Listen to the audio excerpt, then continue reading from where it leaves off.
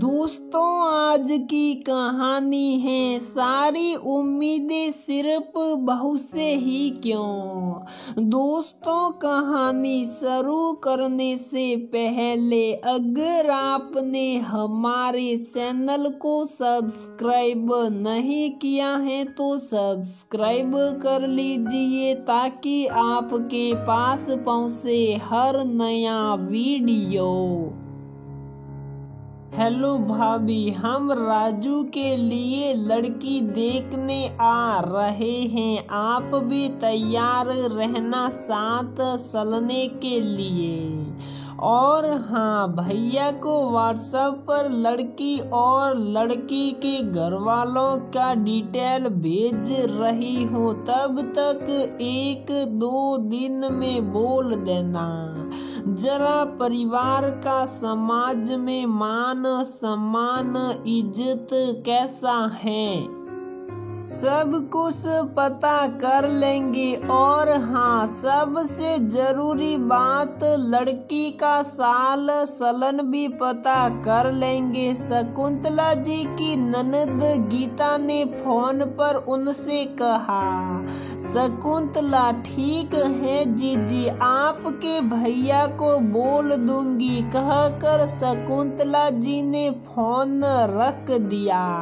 शकुंतला जी ने रात के खाने पर अपने पति राजेंद्र जी और दोनों बेटों, बड़ा बेटा अजय और छोटा अमन को अपनी ननद की कही बात बताई।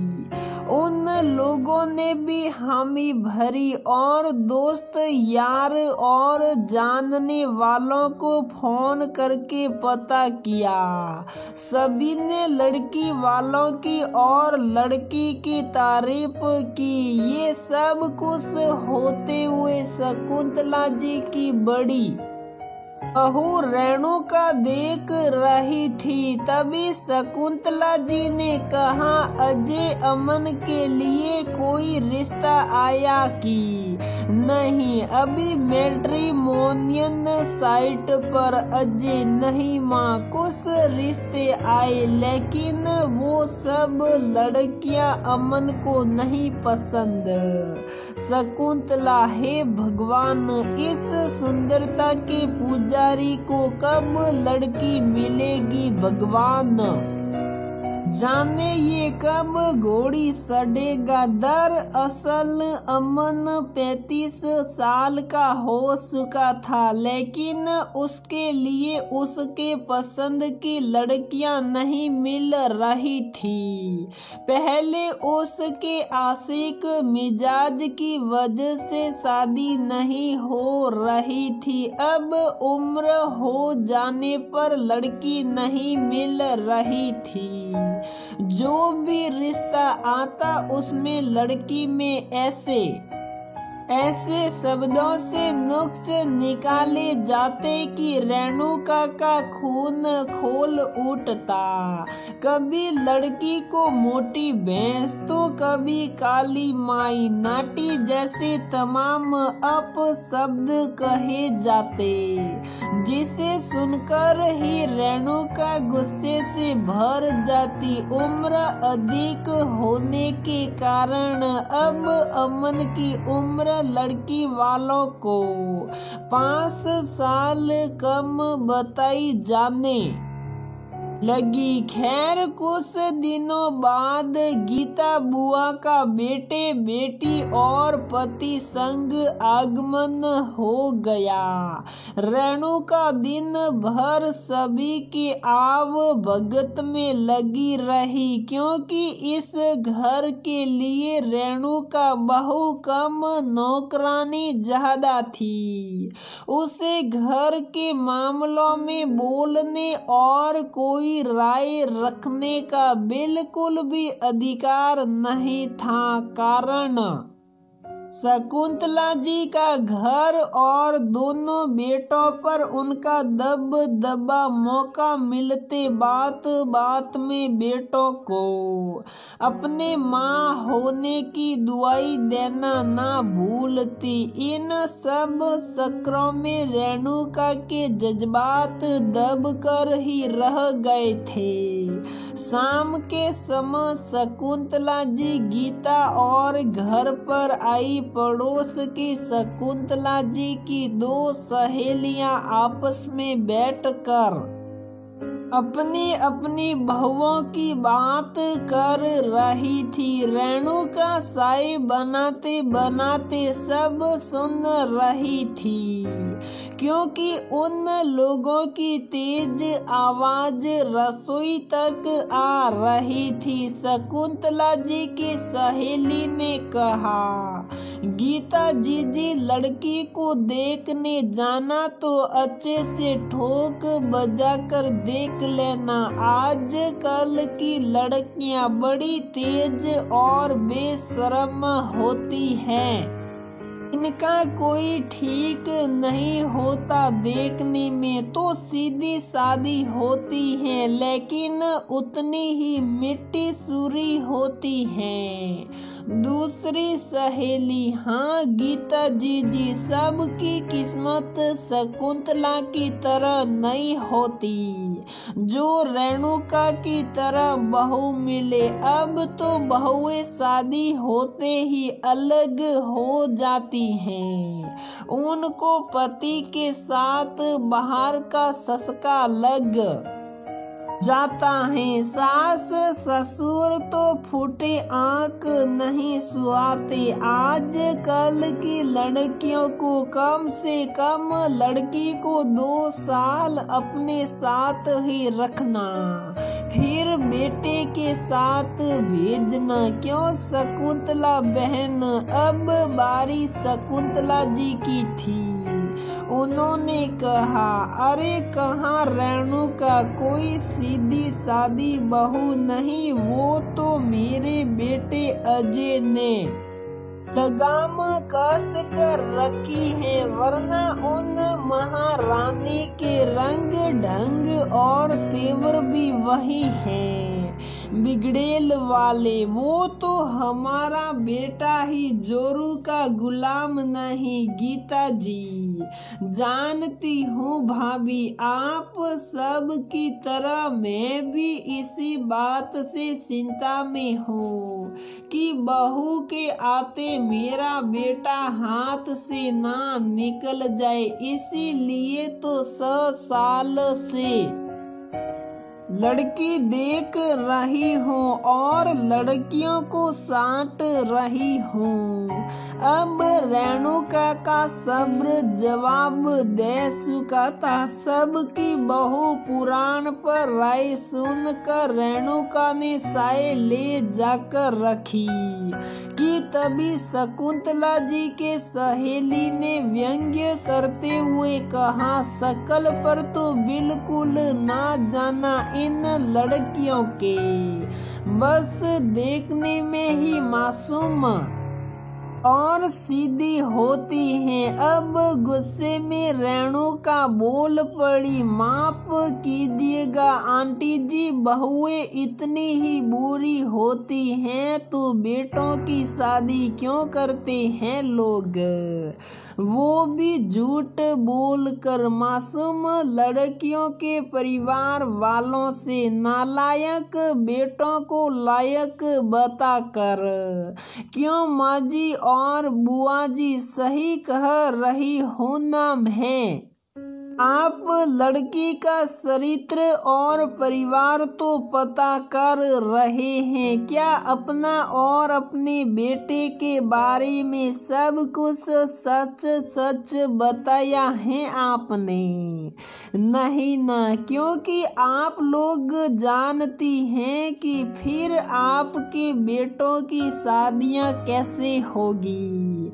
लड़का खराब है, ये सच जानकर तो कोई माँ बाप अपनी बेटी कि शादी करेगा नहीं। आप सास लोगों की मंडली अपनी बहू के लिए बाहर के लोगों से शिकायत करते समय कहती हैं कि हम शादी करके फंस गए हैं। तो मत फंसना। बहुएं बुरी होती हैं, बेकार होती हैं, पति को गुलाम बनाकर रखती हैं।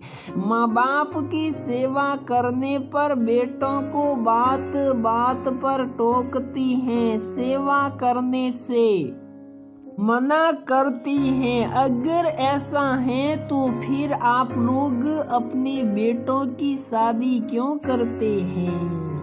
बहुएं बुरी होती हैं, ये जानने के बाद भी कि आखिर बहुओं से उम्मीद क्यों की जाती है कि वो सास ससुर की सेवा करेगी। फिर तो कराइए आप सब अपने अपने बेटों से अपनी सेवा, फिर सब असलियत पता चल जाएगी कि कौन किसकी कितनी सेवा कर सकता है। कितना दरअसल जानते सब हैं कि बहू की अहमियत क्या है, लेकिन ये सच स्वीकार नहीं करना चाहते। एक लड़की, एक बेटी अपना घर छोड़कर आपके घर की बहू बनकर आती है और आप उन्हें बुरी कहते हो।